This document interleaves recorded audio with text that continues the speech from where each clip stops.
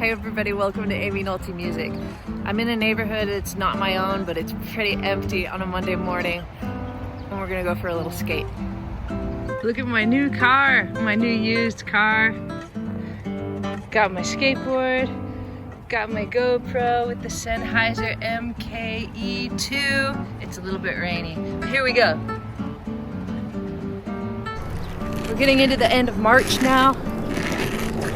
Hopefully starting to be the final days of the pandemic. And I think most of us, I don't know about you, are gonna try to go back to some normalcy. Hopefully pick up your old gigs again.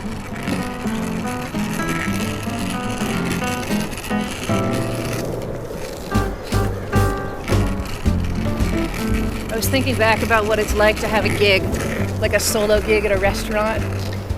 And there's definitely good parts and bad parts. I want to paint a little picture of what it's like just to remind you before you go back of how your night might go. You never know.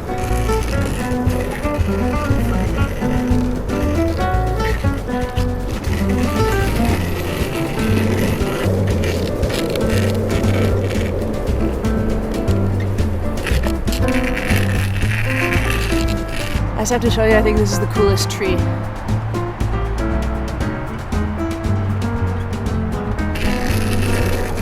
You might be sitting there thinking, all right, tonight's the night. I need some money. I gotta get that tip jar full.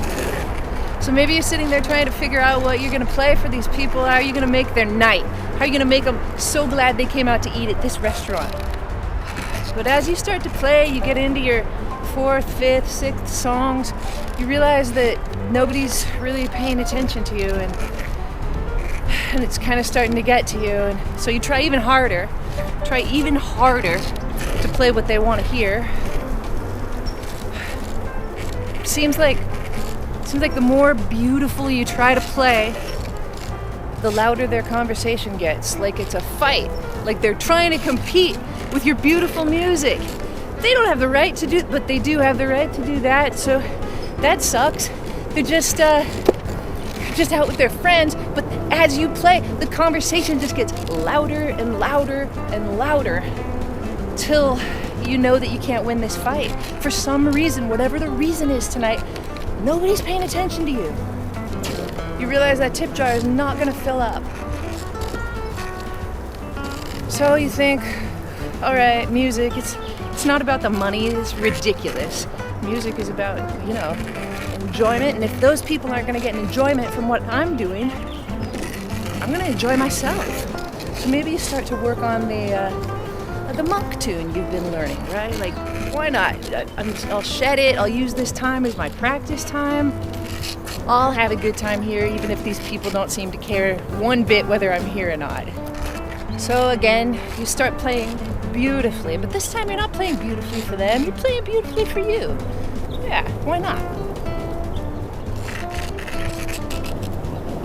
Get into it a little bit. This is a great tune. Oh my gosh, maybe I'm gonna try that new lick that I learned, my nice little whole tone Thelonious Monk lick. Oh, that lick fits so good right there.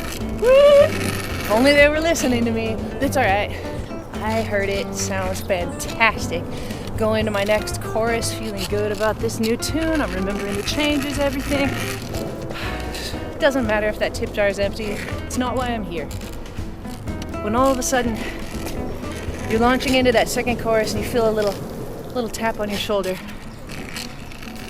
You look up, it's the waiter, and he says, "Manager asked if you could turn down a little bit." Yeah. I'll turn down.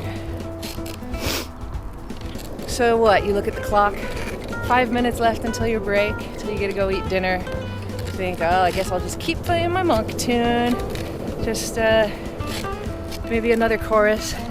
A couple tags will get me through 5 more minutes. What am I gonna eat for dinner? Jeez, this night sucks. I think I'm gonna reward myself with some calories. Maybe I'll get the carbonara tonight. Yeah, that's right, the carbonara. And you going along, playing your monk tune, get to the end, you still got 2 minutes to go, so you add like 20 tags on the end. only thing you're thinking about during this tags is that carbonara. All right, you stop at 8:30 on the dot, walk over to your table, ready to order, and the waiter walks over to you. You say, I'm gonna get the carbonara tonight, and the waiter goes, I forgot to tell you, management made a new decision, and musicians are only allowed to order from the sandwich part of the menu now. I'm so sorry.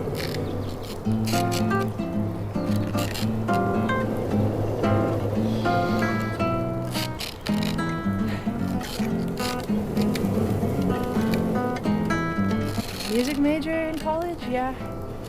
Music major in college. It's kind of like being given the brown bag at a wedding instead of the dinner that the guests get to eat, right? Second class citizen, musician. You chose this life. Aimee, you chose this life. And you just go back out there, do what you can to finish your sets, you know, finish the night with an empty tip jar and maybe an empty heart. But you never know. You just never know. And you've got to play again next week. So you pack up all your gear, you walk into it just thinking, all right, I'm not going to make a dime in the tip jar tonight. It's my gig, you know? This is my gig, I'm going to play. And you're doing the exact same thing, watching the people as they walk in, trying to decide what you're going to play, who you're going to play for. And as you're right in the middle of whatever, polka dots and moonbeams, a little boy walks up to you. I tell it because it happened to me once. A little boy walks up to you, taps you on the shoulder, says, would you play a song for my mother? And I said, of course I'll play a song for your mother. What song should I play? And he says, anything you choose. And then I watch as the little boy walks back to his table and he sits just with his dad. It's just the two of them, table for two. There's no mom. And my mind starts to wonder a little bit, just where's his mom? Why has he asked me to play a song for her when she's not even here? And the two of them are just looking at me like everything is me. And I start racing through all the tunes I know in my brain about which one might be perfect for this little guy's mom who, I don't know where she's at. And then I think, well, I've got a bunch of songs I could play. Which one am I going to choose? I'm looking at them, they're looking at me. And the perfect song comes to mind. I'll put a link to it in the description. I think it was the perfect song for that night. And I remembered that that's what I do, even if nobody pays attention, 80% of the time, once in a while. Something like this is going to happen where they went out to dinner that night, they probably didn't even know it, but they needed a song. And they held hands with each other, and they looked up at me while I sang. I don't know, everything was right with the world again. I can't remember, I couldn't tell you if they put a tip in my jar or not.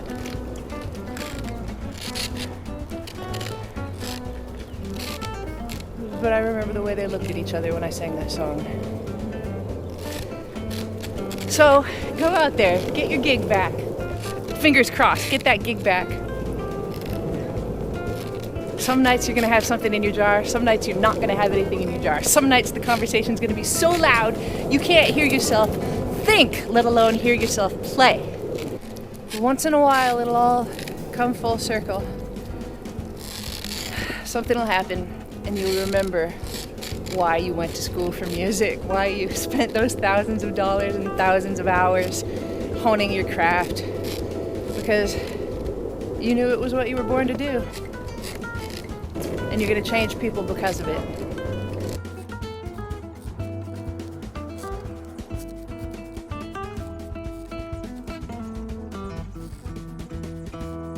Guess I made my way all the way back to a busy road.